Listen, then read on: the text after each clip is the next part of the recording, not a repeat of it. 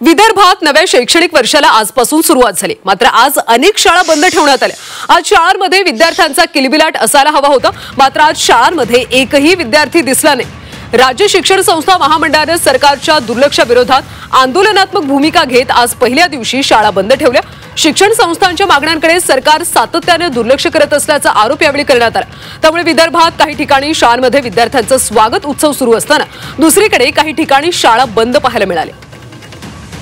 याबाबत शाळेतून महाराष्ट्र राज्य शिक्षण महामंडळाच्या पदाधिकाऱ्यांची बातचीत केली आमचे प्रतिनिधी अमर काणी यांनी।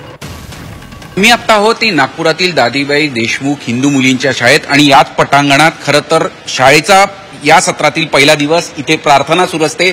मुलांचा किलबिलाट आपल्याला ऐकू येत असतो, पण आज इथे तो दिसून येत नाही। त्यामागचं कारण असं आहे की महाराष्ट्र शिक्षण महामंडळाने 23 तारखेला शाळा सुरू करण्यास विरोध दर्शवला। काही त्यांच्या प्रलंबित मागण्या आहे, त्याकरता त्यांनी हा विरोध दर्शवलेला आहे। नेमका काय मागण्या आपल्यासोबत त्यांचे पदाधिकारी आहे। दुर्दैवाने शासनाने आमची जी काही गत केलेली आहे त्याच्यामध्ये आज आम्हाला शाळा चालवणं जवळपास दुरापस्त झालेलं आहे।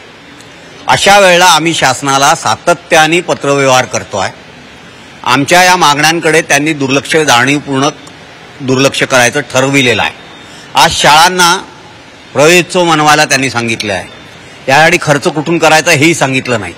आमदारांना खासदारांना शाळेत जाऊन पोरांचं स्वागत करायला सांगितलेलं आहे। यांचं स्वागत कोण करणार आहे आणि याचा खर्च कोण करणार आहे याचं उत्तर आम्हाला अधिकारी देत नाही। आमच्या शाळांची गत अशी झालेली आहे की आज शाळांजवळ फर्निचरसाठी पैसे नाही, इलेक्ट्रिसिटीचे बिलं कसे द्यायचे हा प्रश्न आहे आणि मालमत्ता कर कसे द्यायचे हा प्रश्न आहे। कायद्यात ज्या गोष्टी माफ आहेत त्याही गोष्टी आमच्यावर लादल्या जातात। यासंबंधी ताबडतोब चर्चा करण्याकरता आमची बैठक घ्या असं आम्ही माननीय मुख्यमंत्र्यांना पत्र लिहिलं होतं, पण त्या पत्राला आजही पर्यंत आम्हाला प्रतिसाद आलेला नाही।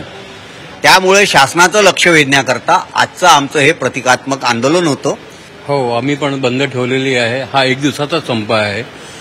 आम्हाला माहिती आहे की मुलांचा उत्साह खूप मोठा असतो। 40 दिवसानंतर शाळा सुरू होते आणि अशा ह्याच्यामध्ये एक दिवस हा आम्हाला मुलांना सुट्टी द्यावी लागली, पण उद्या आम्ही मोठ्या प्रमाणामध्ये शाळा सुरू करणार आहोत। शासन जर पैसे देत नसेल, आमच्या मागण्यांकडे दुर्लक्ष करत असेल, तर आम्ही का म्हणून शाळा चालवायच्या, का म्हणून त्या पोरांचं नुकसान करायचं? त्या पोरांना ज्या सुविधा द्यायला पाहिजे त्या द्यायसाठी आमचा जो पैसा नाही आहे, आमचा जो मॅनपॉवरही नाही आहे। आमच्या शिक्षकांची संख्या कमी करून टाकली। तो 15 मार्च 2024चा जो GR आहे, काही काही शाळेत तर 0 शिक्षक आहेत।